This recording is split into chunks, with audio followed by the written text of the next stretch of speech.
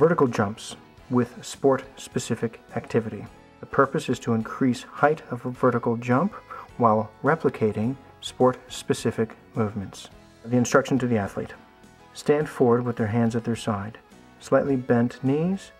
Ask them to jump as high as they comfortably can, straight up. As they are jumping, a sport-specific movement should be introduced. This can include tossing of a soccer ball for a header, tossing of a football for a catch. The athlete should be challenged in a progressive fashion. Scissor jump. Purpose is to increase power and strength of the vertical jump. Instruction to the athlete. Have the athlete lunge left foot forward. As they slowly lower their right knee towards the floor, have them explode up, switching their legs in midair, landing with the right foot forward, left leg back, slowly lowering themselves towards the floor and then exploding back up. Squatting. Purpose to increase strength of the hip, spinal erectors, abdominals, hamstrings, thighs, and deep calf muscle. Instruction to the athlete. Stand with your feet comfortably, shoulders width apart, toes pointed out 10 degrees. Arms should be cross-chest. Hips backwards as if they were sitting into a chair. Abdomen tight. Lunges. Instruction to athlete. Have them stand with their left foot forward, right foot back in a long stride position. The right foot should be firmly planted on the toes, heel up, left foot flat and comfortable. Arms hanging to the side. The athlete is to maintain their ear, shoulder, hip in one straight line perpendicular to the floor. Heel raises with hip abduction and internal rotation. Instruction to athlete. Have the athlete stand with their feet comfortably wide apart. Toes maximally turned in. Have the knees straight at all times. Tension through the abdomen. Both hands are to be placed at their hips. Diagonal runs. Instruction. Have the athlete facing forward, running at an angle. Make sure that the outside leg does not cave in, keeping a slight bend in the knees at all times.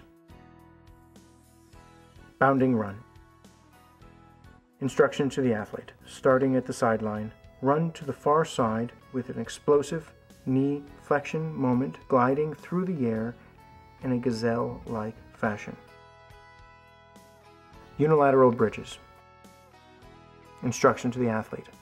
Lie on the ground with both knees bent, arms cross-chest. Have the athlete place their right foot on left knee.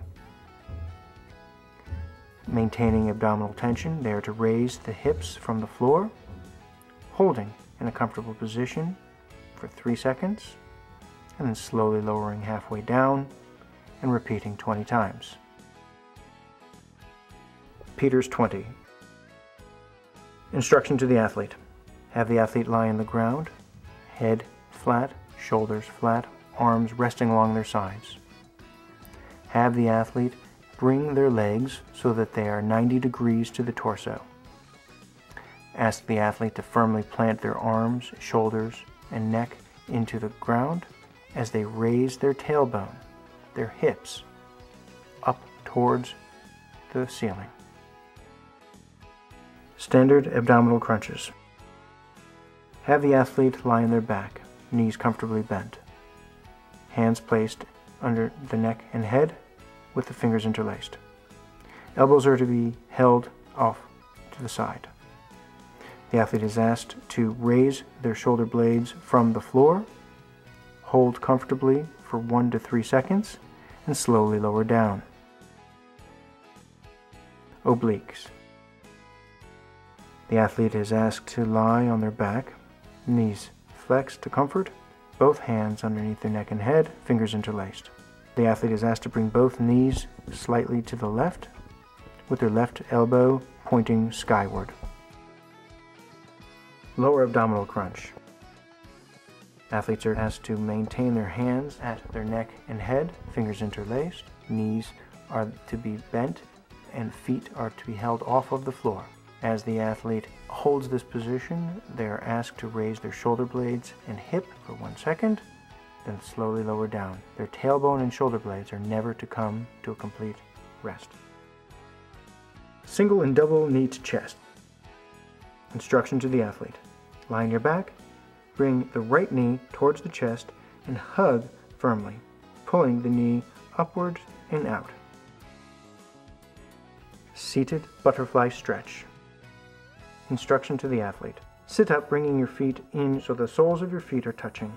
Gently place your elbows on your knees and slowly push down.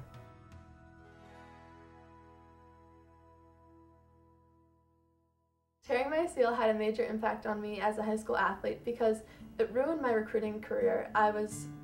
All my life I wanted to play lacrosse in college, and since the end of freshman year I was really serious about it, and I was doing all these summer camps. I was playing on this LULAC's team, and when I tore my ACL, I was unable to play my sophomore year of high school, which wasn't bad. It wasn't the worst thing that would ever happen to me, but it was still a disadvantage. And then I tore it again over the winter, and I missed my junior year, which is like the prime recruiting year. Being injured has made me put my career as an athlete on hold, while my other teammates have improved and gotten the chance to play and get the experience.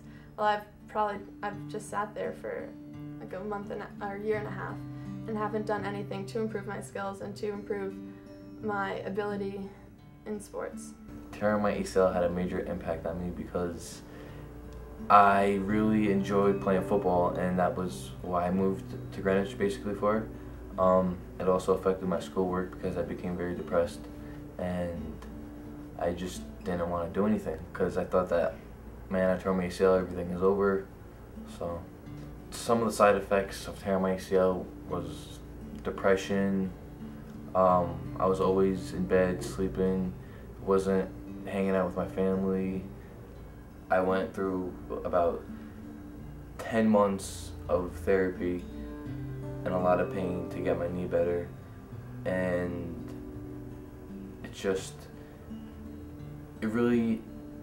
it doesn't seem like it impacts your life, but it really does, because you can't walk really. After the surgery you can't walk, and you have to work hard, you have to have strong willpower to get your leg back so you can walk.